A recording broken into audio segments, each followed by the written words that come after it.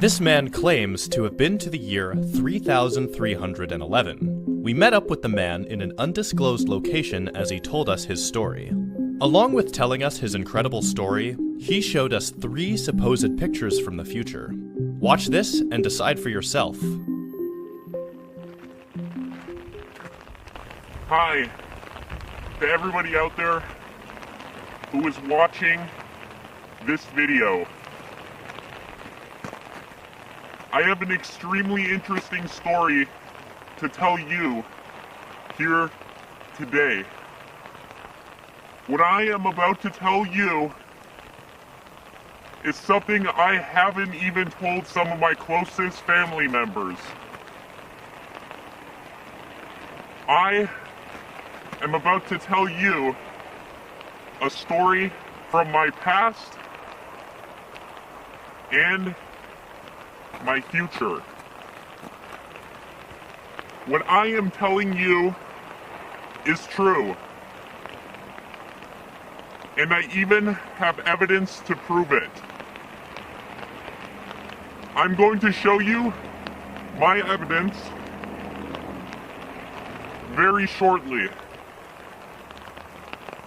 Before I do, let me tell you about where I came from. In 1996, I was selected to be part of a classified program for a private organization that was indirectly working hand in hand with the United States government. I cannot say the name of this program, and I cannot give certain information, and that is why I am opting to keep my identity private.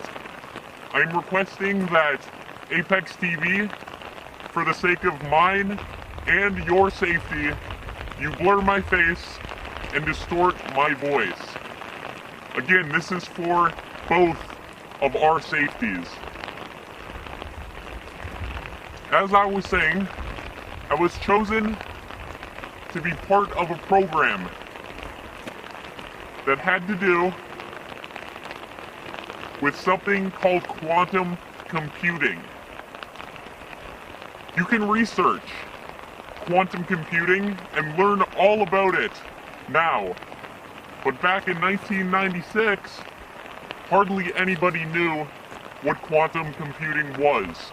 And it was only researched and discussed in highly classified situations. To even know what quantum computing was, you had to be a high-up member within a secret organization, for example, the one that I was in, or working within a government. And I do know for a fact that other governments around the world, different countries, India, Russia, and many more countries also have this technology. Now, if you aren't already familiar with quantum computing, then you don't know what exactly it's capable of doing. Let me tell you, quantum computing is much more than any regular computer. Quantum computing can actually interface with space and time. Now, I myself am not a scientist. I'm a developer that at the time knew nothing about quantum computing or these secret projects that are worked on behind closed doors. I was unaware, as many and most, I assume, of those of you watching. But I can assure you that these programs do go on, like I said, behind closed doors. I was told that I was chosen because of how well I did in school, how good of a developer that I was. And I remember it like it was yesterday. I came back to my dorm room and one of my roommates handed me a letter. On the front of the letter, it said classified in red ink, and it said for my eyes only with my name on it. At the time, I didn't know the severity of what was going to happen. So I opened the letter in private, just in case. I assumed it might have been a joke. This was no joke. I opened the letter in private, and it explained that I was going to meet somebody very soon. It didn't say who, it just said be ready. We have a very important project that we would like your help on. And at the bottom, I remember it said from, and it was the name of this organization which I assume nobody watching this had heard of. Again, I can't say the name of that organization, but I can assure you that organizations like the one I'm describing and many, many more not only exist, but they are carrying out secret programs behind closed doors. Now, once I got the letter, I was obviously intrigued. I didn't tell anybody, but one night I was driving home from work. At the time, I worked at a fast food restaurant. Now I'm driving home from work, and this car, this black SUV, pulls up next to me and honks a couple times. And I can't see through their window, they have a tinted window, but I know that this must be serious. It looked like a government vehicle. So I pulled over on the side of the road, and the car pulled over next to me. They told me to park my car in a parking lot. So I drive into this local restaurant's parking lot, and I park my car, and I get in the black SUV. Now I'm sitting in the back of this SUV, and in the front, there are two government workers wearing black suits, black glasses, and they don't say a word. I'm sitting there in the back seat wondering what's going on. I sit there for maybe a minute, and eventually I said, "Where are we going?" The man in the passenger seat looked back at me, and he told me, "We have a very special project that we'd like your help on." I said, "Okay, can you explain to me what this project is?" And the man said, "I'm going to need to sign several non-disclosures before he can even start to tell me about what this project is." Now obviously I'm very intrigued at this point, and eventually we arrive at a military base nearby the area. We go into the military base, and there's an elevator. We go down the elevator, and what felt like maybe 50 floors beneath the ground. I'm brought into a room, I sign a bunch of legal documents, and they told me, "We're going to offer you $600,000 to help us code a certain machine, but also we have an option available to test it, and for that we will pay $300,000 extra. Now obviously to me, as a broke college student, that was a lot of money, so I accepted both offers. I spent several weeks underground at this military base, learning about quantum computing, starting to help code the machines, and eventually the time came up to which I would test this machine. They did several vital tests on me. They checked my blood, and they made sure that I was healthy. And eventually they determined that I was fit for this top secret experiment. And I would be testing top secret technology that would send me into the future. I was to be sent to the year 3311 for the purpose of not only testing the machine, but also surveying and seeing what the future was like. In fact, they've done many experiments before the one that I was going to be taking part in. And they informed me that experiments like the one that I was going to be taking part in have been occurring since the year 1981, when time travel was first successfully done. The machine was a single seat, with a sphere around it, with cables surrounding that sphere, and a single door on the front. I was to wear nothing but a special suit, lined with silver, to protect against the enormous amounts of radiation that I was going to be experiencing. I got into the machine, and sat down on the base, and there's an elevator. We go down the elevator, and what felt like maybe 50 floors beneath the ground. I'm brought into a room, I sign a bunch of legal documents, and they told me, we're going to offer you $600,000 to help us code a certain machine, but also we have an option available to test it, and for that we will pay $300,000 extra. Now obviously to me, as a broke college student, that was a lot of money, so I accepted both offers. I spent several weeks underground at this military base, learning about quantum computing, starting to help code the machines, and eventually the time came up to which I would test this machine.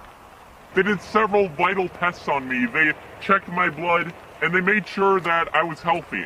And eventually they determined that I was fit for this top secret experiment. And I would be testing top secret technology that would send me into the future. I was to be sent to the year 3311 for the purpose of not only testing the machine, but also surveying and seeing what the future was like. In fact, they've done many experiments before the one that I was going to be taking part in. And they informed me that experiments like the one that I was going to be taking part in have been occurring since the year 1981, when time travel was first successfully done. The machine was a single seat with a sphere around it with cables surrounding that sphere and a single door on the front. I was to wear nothing but a special suit lined with silver to protect against the enormous amounts of radiation that I was going to be experiencing. I got into the machine and sat down on the seat, and they shut the door. At this point, my heart began to race. I didn't know if this was going to be successful, and I didn't know if I was going to live through this. Eventually, the machine started up, and you could hear this very high-pitched whirring noise, accompanied by a very low-pitched buzz that sort of went through the entire essence of my being. And eventually I felt the machine begin to vibrate. I saw a very white light, and I felt unconscious, and I sort of passed out. Now, I awakened in a room that was completely white.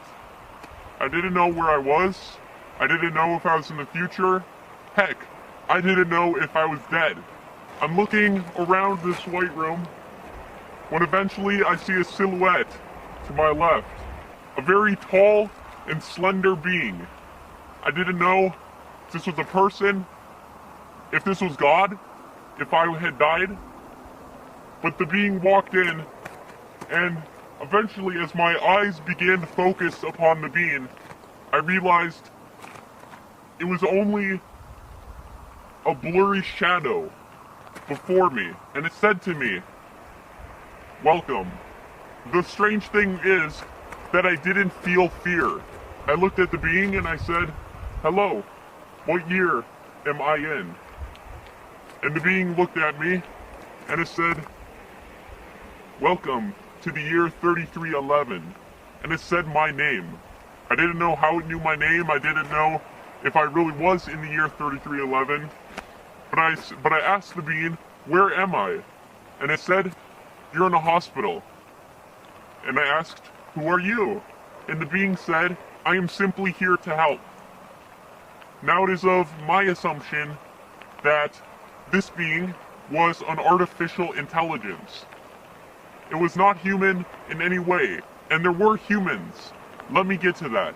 So I then asked the being, "Do you have any cities? Can I leave the hospital?" And the being told me, "You seem to be in good health. Yes, you may leave." And eventually, the white room began to fade into this enormous cityscape with a purple sky, and flying cars passing me in every single direction. I didn't know what I was seeing, and I didn't know if this was real life. It felt more real than anything I had ever experienced. And I knew that I was in the future. I was on a giant floating sidewalk above the ground in which there was many people and robots and what I assume to be extraterrestrial beings walking along the sidewalk beside me. I did not get a picture of the original city that I was in because I was so amazed at what I was seeing. I didn't take a picture, but I soon remembered my mission and I did. So I walked over to what looked like a bus station, and at the top it said Teleportation Center. I walked into one of the booths. I forget what it said, but I walked in and I was suddenly teleported to this gigantic canyon with trees everywhere, and before my very eyes was a floating city. And that is what this picture is of. This was not the only picture that I got in the future. I got into the teleportation machine again, but this time it brought me to a very different place. And I took a picture of that place as well. Let me show you that picture. I saw what appeared to be a house in which most of the people lived in. Here is that picture.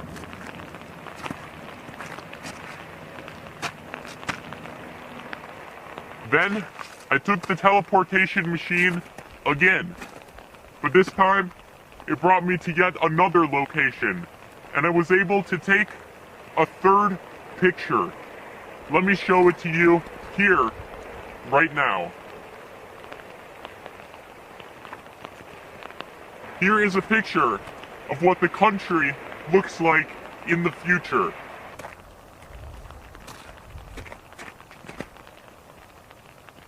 This is a picture of the country in the future. There are still sections of country in the year 3311. However, they are very technology infused. That is, farmers no longer use tractors, but rather very high-tech pieces of equipment and artificial intelligence that do the farming for them. About 3 minutes after I took the third picture, suddenly my vision again went completely white, and I woke up back in the year 1996. I gave the pictures to the organization that was leading this top-secret project, and I was given several copies to research and study over the next few weeks after my mission. I was able to make copies of those 3 images and show them to you here today. I could not live in silence for any longer, and I had to tell you the truth. After filming this video, I am going to proceed to tell my entire family about what I saw, because it is the right thing to do, and I'm going to be living in hiding after filming this video. Thank you, Apex TV, for helping me spread my message and helping me reach people. Thank you for watching and letting me tell you the truth. Yes, if people have any questions, I would be willing to do another interview answering any other questions that people might have. Thank you again for watching and listening to my story. Thank you.